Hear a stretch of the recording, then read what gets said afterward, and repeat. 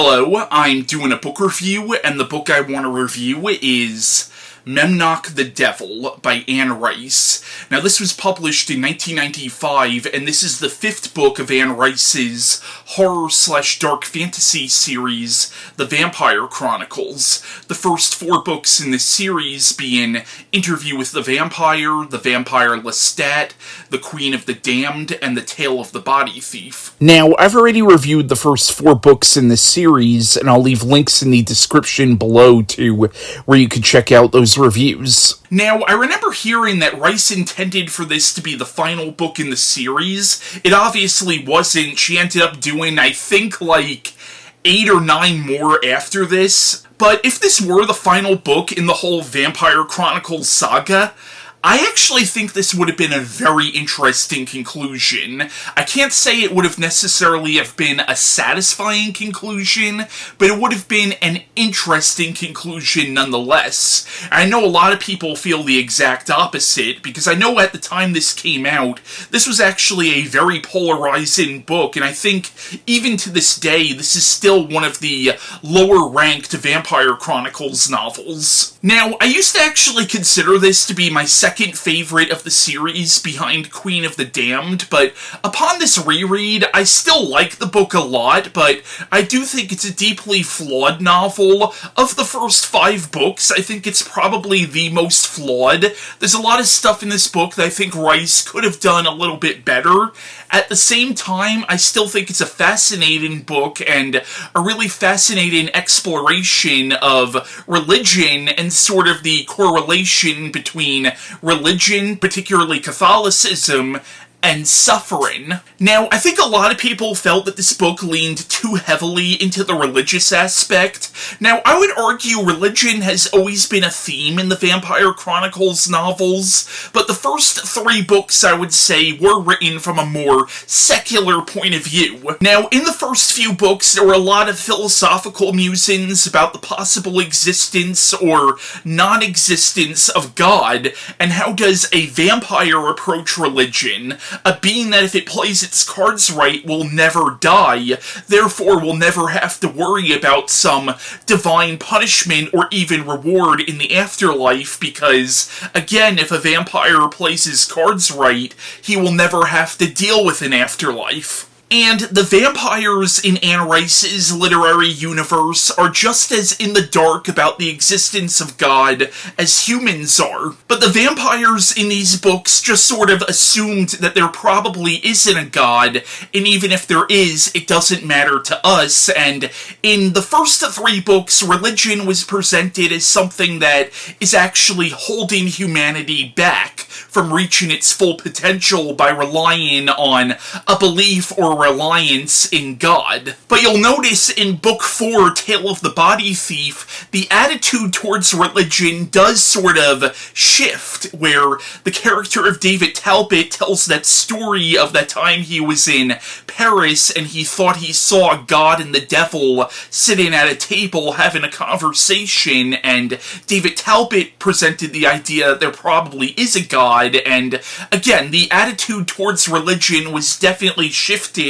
by the time we got to the 4th book. Now, a lot of that has to do with the fact that Anne Rice, at least at the time she wrote Interview with the Vampire, and I think Vampire Lestat as well, was an atheist, or at the very least an agnostic, but at the time she wrote Tale of the Body Thief and Memnoch the Devil, she had actually become a born-again Christian. And I think that's very much reflected in this book. Now, she did later leave the church because of their stance on homosexuality, which makes sense considering she has a gay son. But even so, I think she still maintained a belief in God, or at least some kind of a higher power, and she even wrote a series of books about the life of Jesus called Christ the Lord. Now, I know a lot of people felt that this book leaned too heavily into Christianity, and I've heard some people say that the book was too preachy, but I would actually argue that despite the fact that Rice might have been a born-again Christian at the time she wrote this, and despite God and the devil being speaking characters in this book, I would argue that the book presents a very critical view of religion, and God could be considered sort of the antagonist of this novel, and the devil is the far more sympathetic character. Now, I also remember hearing that Rice initially intended for this to be a standalone novel, but then sort of halfway through conception, she decided to throw her vampire characters into this and make Lestat the main character. Now, Rice also borrows heavily from an 1820 novel called Memnoch the Wanderer by Charles Maturin. So, the plot of Memnoch the Devil is we follow the vampire Lestat, who at this point in his existence has made it a point to not kill innocent people. Instead, he only goes after the worst that society has to offer, be that serial killers, rapists, drug dealers, like arguably people who kinda have it coming, even though you could argue that Lestat is just as bad as them. But at this point, Lestat has basically become almost like a vampire vigilante, if you will, and in the beginning of the story, Lestat hunts down and kills a drug kingpin named Roger, but then is haunted by Roger's ghost. But Roger's ghost is haunting him not out of revenge, but rather to ask Lestat to protect his daughter, a well-known televangelist named Theodora. Now, Lestat agrees to this, especially because in the time that he's been stalking Roger, he's become kind of infatuated with Theodora, and in his own way has kind of fallen in love with her. But during his conversation with Roger, Roger is taken away by something, and even though this thing took Roger, it's clear that Lestat was the main target. Now, this thing is not a vampire or a ghost, but a creature that was never human to begin with, and might even be older than the human race. And possibly even older than our known universe. This entity that calls itself Memnoch soon reveals himself to Lestat and claims to be an angel, but not just any angel. According to him, he's the angel who's in charge of all the damned souls and evil spirits. He's the angel who in our culture we've called Satan or Lucifer or the devil. And he wants Lestat to be his right-hand man, so he takes Lestat on a journey through time and space and heaven and hell, and now Lestat must make a choice whether he is to serve God or the devil. Now, while Memnoch the Devil is certainly not a perfect book, I do really appreciate how this book sort of deconstructs and reinterprets certain religious ideas, and it really is a fascinating sort of, again, sort of deconstruction and reinterpretation of the typical God versus the devil story. And I think the book portrays a much more complicated and complex view of religion and Christianity than you might be expecting from somebody who was a born-again Christian at the time they wrote this. I also thought it was really interesting how the book actually does take into account scientific theories like the Big Bang and evolution, and actually incorporates that into its creation story. Because truth be told, that is partly what I personally believe.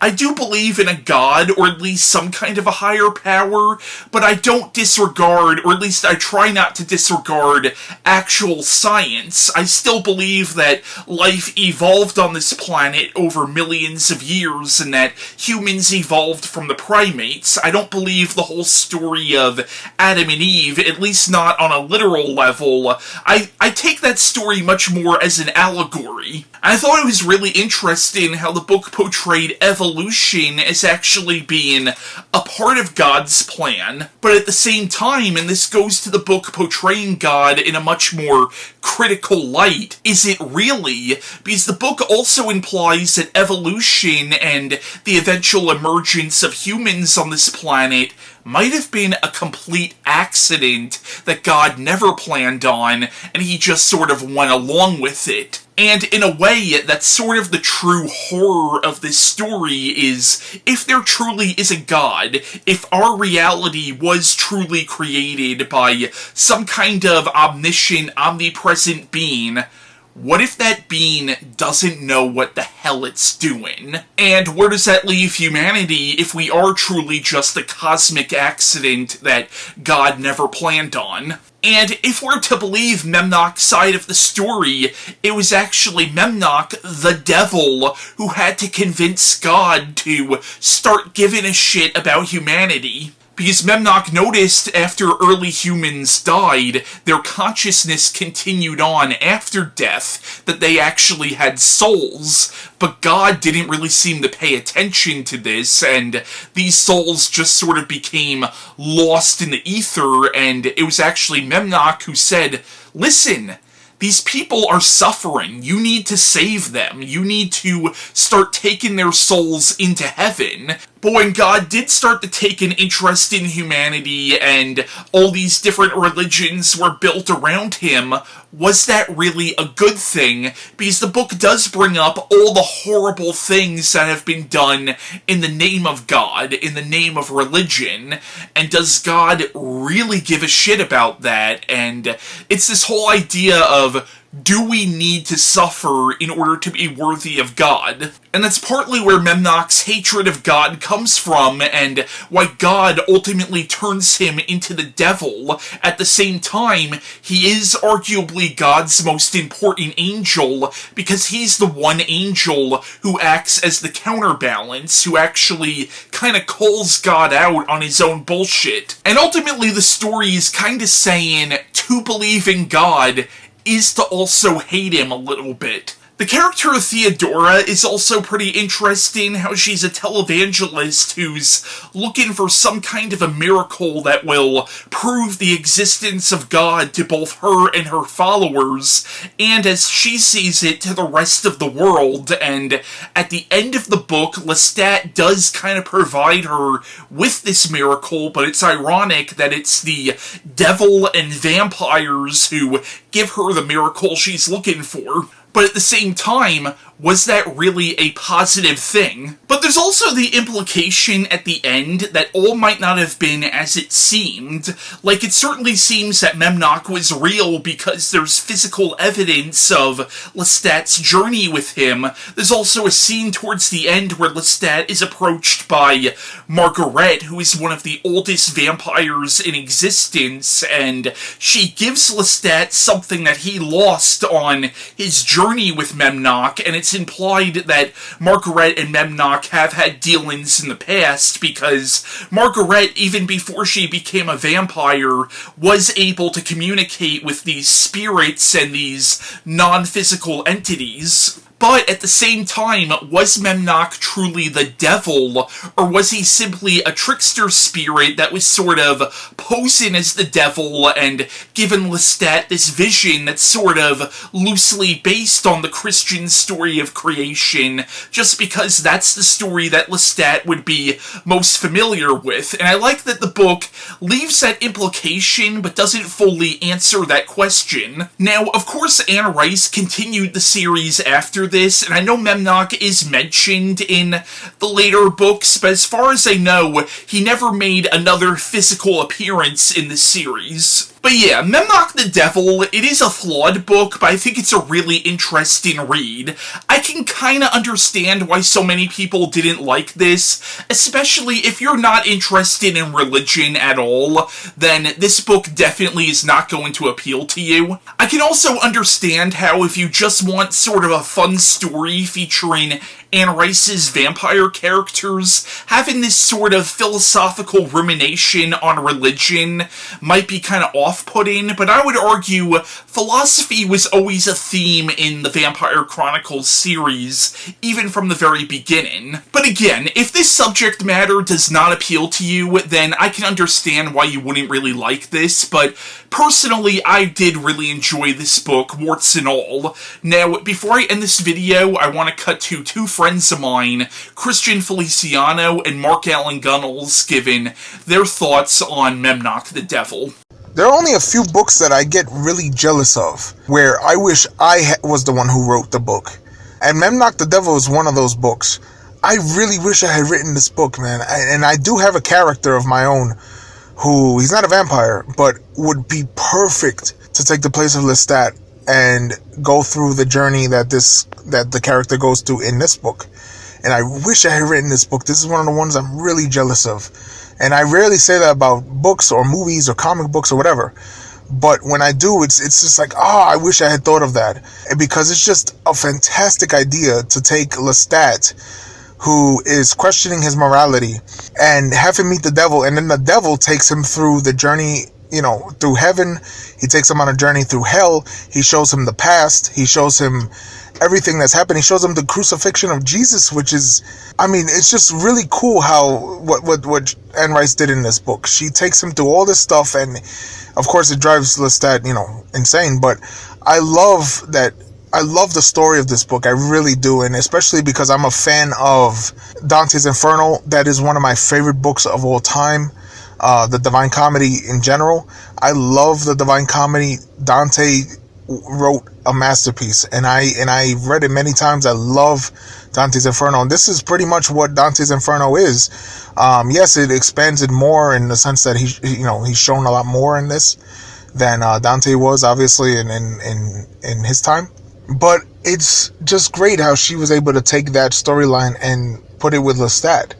I love the concept of this book. It's one of the greatest books I've ever read. Is it my favorite of the I almost say Interview with the Vampires, of the Vampire Chronicles books? No, Interview with the Vampire is always my favorite. It'll always be my favorite, I think, at this point. I've read them so many times, and I still say Interview with the Vampire is my favorite. However, this is one of my favorites, and I'm going to say that about all of them. So it's kind of, useless for me to say that, because it's like all of them are my favorites. I don't know. I just love all of them. They're all one of my favorites. I love the Vampire Chronicles so much. I love Memnoch the Devil. He's a very interesting character. I always have this picture in my mind that Viggo Mortensen could have played him if they ever do the movie of this. But of course, Viggo Mortensen is going to be older, and I think he retired from acting. So it probably won't happen. But the reason I say that is because I love The Prophecy, the movie, and he is my favorite of all time depiction of the devil.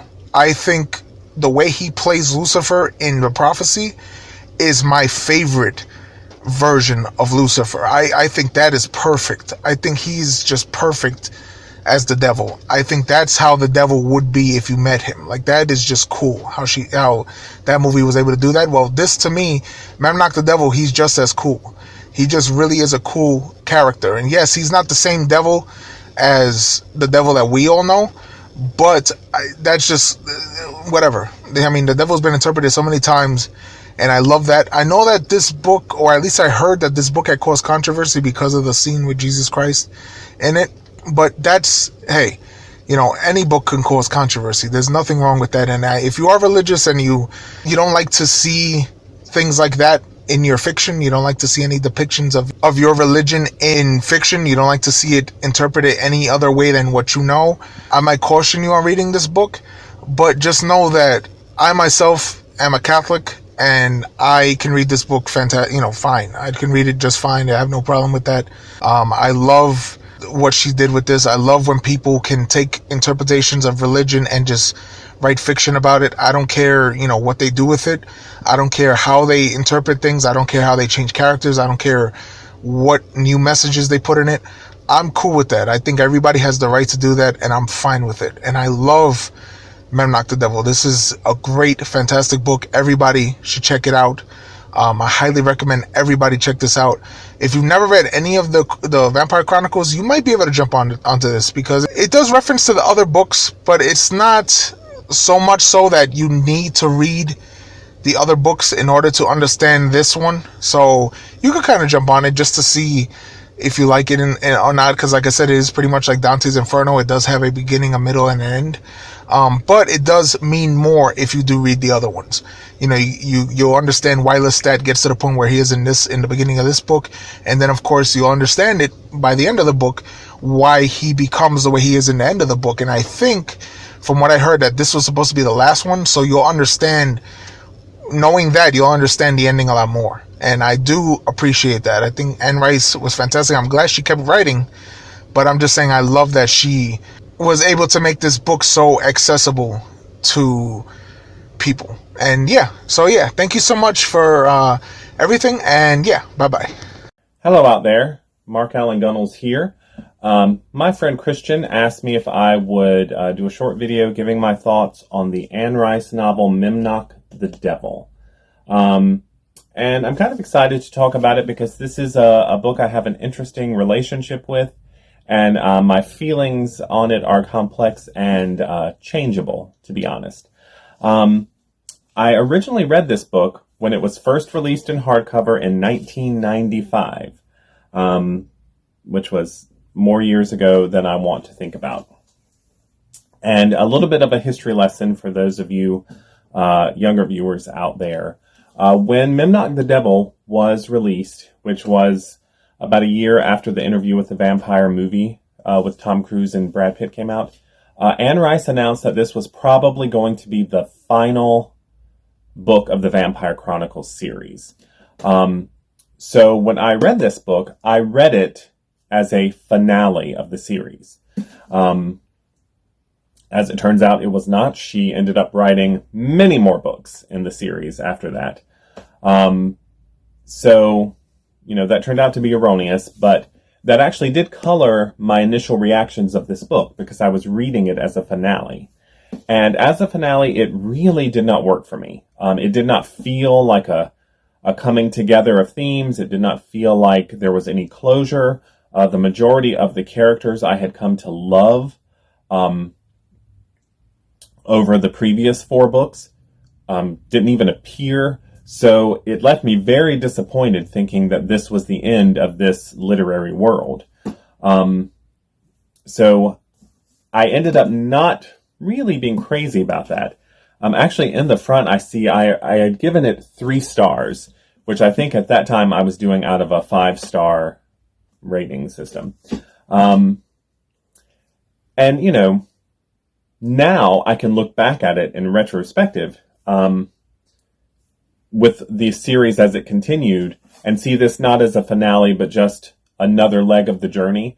And I can appreciate it a little bit more. But there were some things about the book, because it still isn't one of my favorites of the Chronicles. So I'm going to talk a little bit about the reasons why I rank it a little lower. And one of those reasons is it came after a string of really strong books.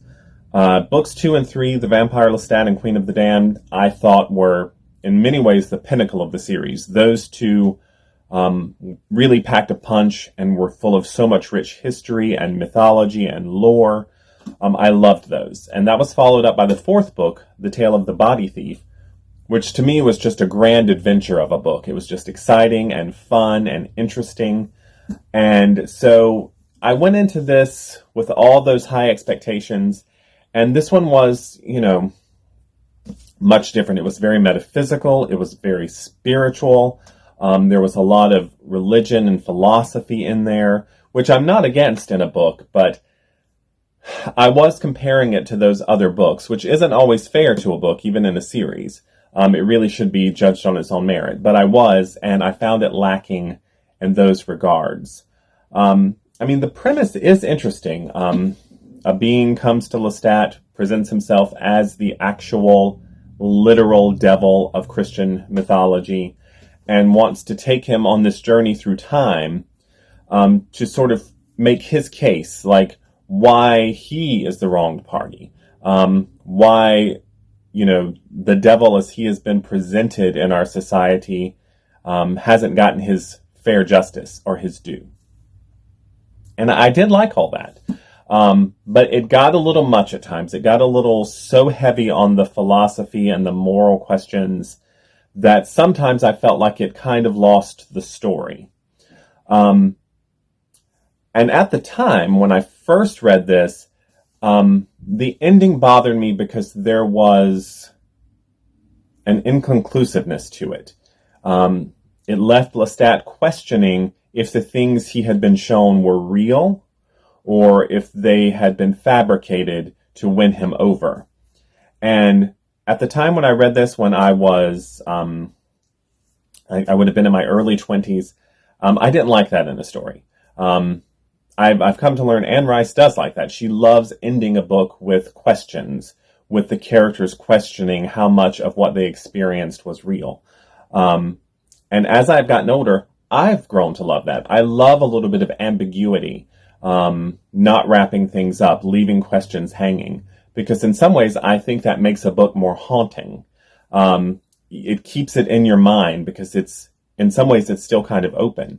And I will say, even though Anne Rice ended up continuing this series for years after this, she never conclusively answers those questions that are left hanging at the end of this book.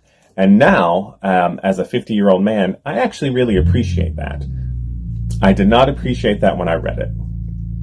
So I guess, in short, what I'm saying is, my feelings on this book have changed throughout the years. I still don't rank it as highly as Vampire Lestat, Queen of the Damned, even Tale of the Body Thief. Some of the later books, particularly the final book, Blood Canticle. But I don't put it down at the bottom. For now, this is probably, I would say, mid-range for me in the Vampire Chronicles. It's very ambitious, and I really do respect that. I respect that she delved into those religious and philosophical questions. I think it got a bit heavy-handed at times and could have been a little tighter. But I can appreciate what she was doing there, even if it didn't fully work for me. So, now out of a 5-star rating, I might give it a 4, maybe a 3.5. So, it's definitely a thought-provoking and enjoyable book, and I would recommend it to people. It just doesn't rank as one of my tops in the Vampire Chronicles.